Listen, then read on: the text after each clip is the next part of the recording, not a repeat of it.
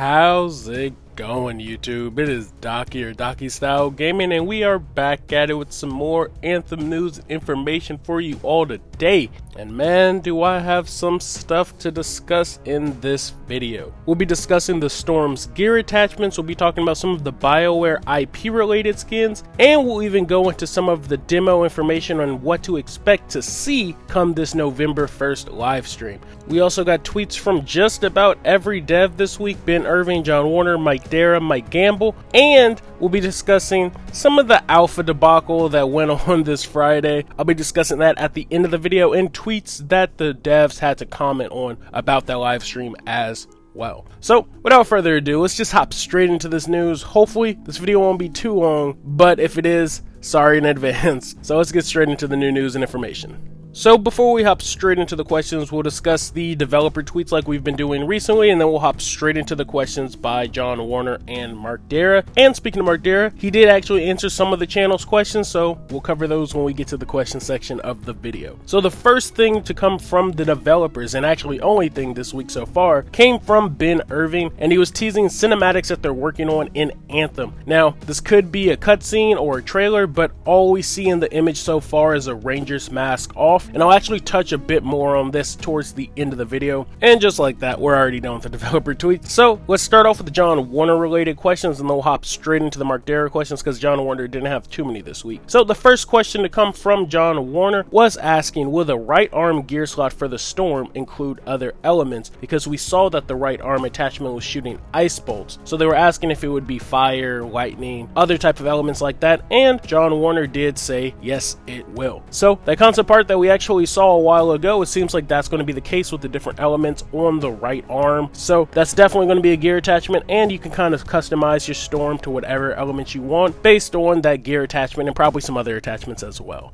The next tweet was a demo question, and they were asking who the person in the comms was in the demo, and John Warner did say it is Owen, one of our ciphers. He was projecting images into our mind, like the little note at the first Arcanus camp. So I haven't really got too much into the ciphers, and I've been wanting to do a lore video on that along with some of my other lore videos that I already have in the channel. If you haven't checked those out, go check the playlist. But we do know at the moment that ciphers are unique individuals with psychic abilities. So I thought it was pretty cool that John Warner gave us some lore and insight on how the actual capabilities of their powers and how they'll interact with us from a lore standpoint in the game. This next tweet was pretty self-explanatory, but they were essentially asking if you'd be able to customize your character's ethnicity and hairstyle, and of course John Warner did say yes. And with that, that should be the last of the John Warner questions, at least for now. So let's hop into the Mark Dara questions, and let's start with the questions that he actually answered for the channel. So this first question actually came from Craig Reynolds, and they were asking, once we hit our max level, will we have unlocked all of our perks in the skill tree? And Mark Dara actually said you will not have unlocked all perks at max level. Meaning at max level, you'll still most likely have a lot to grind for later on to actually complete your skill tree, which I'm personally fine with. It just means more grind and more things to play and do in the game, and gives you a reason to continue playing the game. So that's something that I thought was pretty smart, and I'm happy to hear.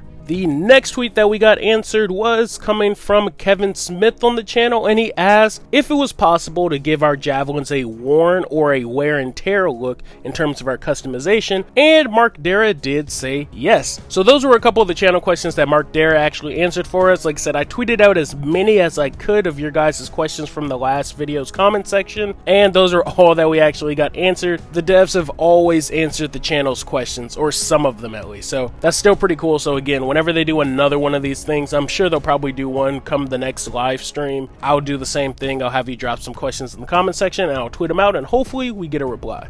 Now this next question is kind of an older question, but it hasn't been asked in a very long time, and I think the last time it was even mentioned was in their very first live stream. But they were asking if there would be a Dragon Blood skin similar to how there is a N7 skin in the game, which is another BioWare IP or property. And Mark Dara did say possibly, but haven't made it yet. Now they have talked about BioWare IP skins or EA IP skins and other skins that they could potentially see to use for other other Javelins in the game, like a Big Daddy skin from BioShock for the Colossus, or potentially a Titanfall armor for the Ranger, things like that. So that's something to be expected, and like I said, we've already seen one of the Mass Effect skins, and they even, I think, mentioned Isaac Clarke from the Dead Space series for a Ranger as well. That was one of the ideas they had given out. So I think it'd be pretty cool if we see some more BioWare IP specific skins in the game, because honestly, I'd love to see a Darth Malgus skin. He's always been one of my favorites from the Star Wars Knights of the Old Republic series, and if we got that skin or something similar to it for the Storm, cape and all, because we know the Storms have, you know, capes, and the lightning and the whole Force lightning with the Sith, I just think that would be the perfect skin combination. But let me know in the comment section what you guys would personally want out of all of BioWare's or even EA's IPs. What type of skin would you guys like to see them bring over and make for your favorite Javelin in the game?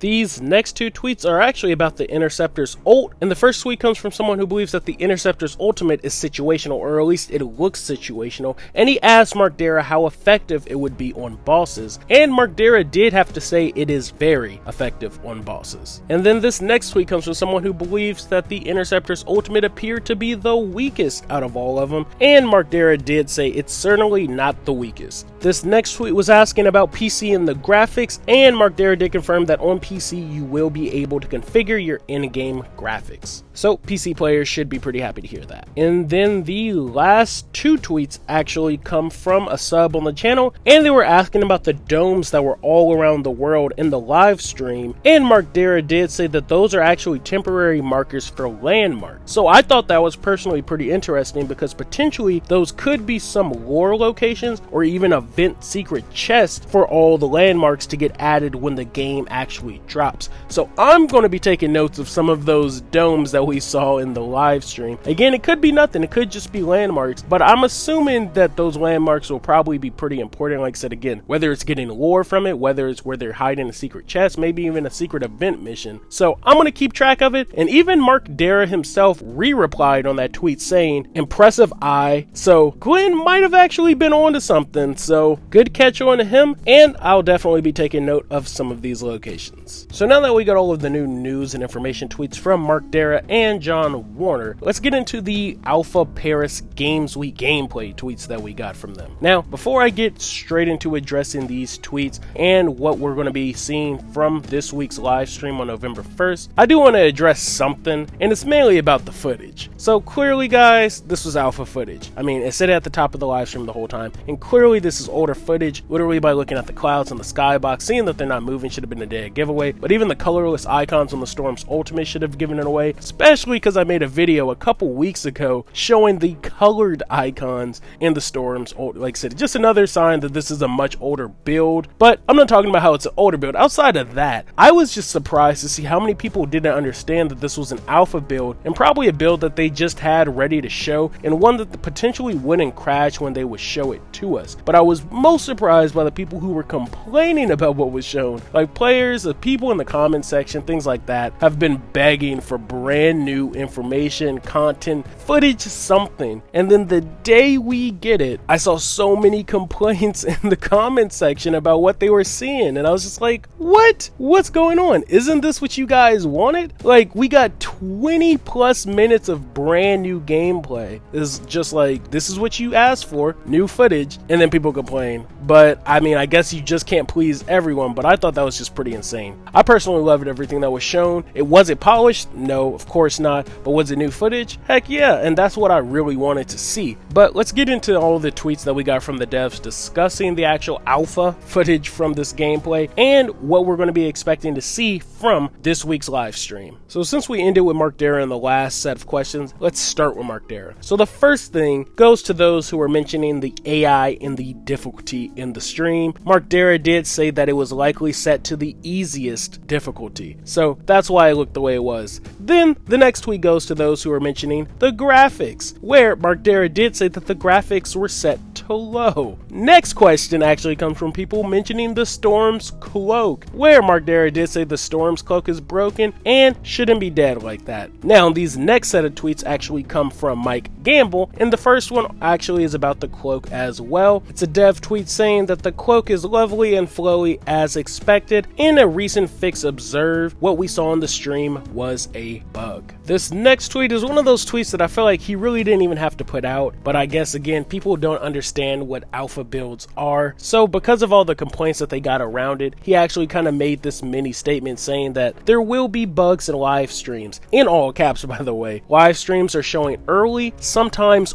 older builds, unfinished content. He said they're trying to be transparent with the community. So again, I think that's all self-explanatory, but apparently to a lot of people that doesn't seem to be the case.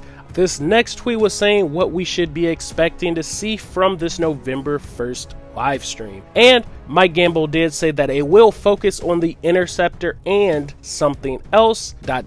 So who knows what all we're going to see, but this one will definitely have a focus on the Interceptor, which I'm sure a lot of people will be happy to hear about. His next tweet went on to say that he's really looking forward to this week's stream, looking forward to all the info about the game flooding out over the next few months. Meaning they're getting ready to ramp up their marketing cycle, they're going to be showing off some more polished content, or at least trailers. And that kind of ties into the very first dev tweet that I was showing where they were working on cinematics, because again, they could be potentially working on a brand new trailer to show us. And then the last tweet from Mike Gamble was a retweet from another dev by the name of Emily, who posted, testing one of my quests, had to pause a moment to admire the view, such a gorgeous world, even with my graphics not at max. And Mike Gamble did comment, not at max. So I thought that was pretty funny, but again, that's just something I feel like he's addressing, which he really doesn't need to address, but because so many people were just giving the devs so much backlash on that most recent live stream, it's just like, guys, it was an alpha build. It said it while you were watching the video.